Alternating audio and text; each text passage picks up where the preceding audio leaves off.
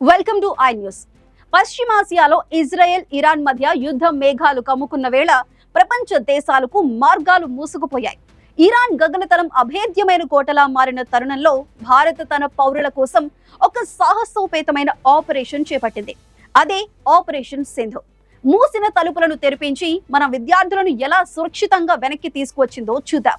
Israel Iran మధ్య ఉద్రిక్తతలు అగ్నిగోళంలా మారిన తరుణం, క్షిపణుల భయంతో ఇరాన్ గగనతలంపై పూర్తి నిషేధం, అంతర్జాతీయ విమానయాన రంగం నిశ్చేష్టంగా చూస్తున్న వేళ, కానీ అదే నిప్పుల కొలిమిలో మార్గం సుగమం చేసుకుంది ఒకే ఒక్క దేశం, మన భారత్. పేరు ఆపరేషన్ సింధు.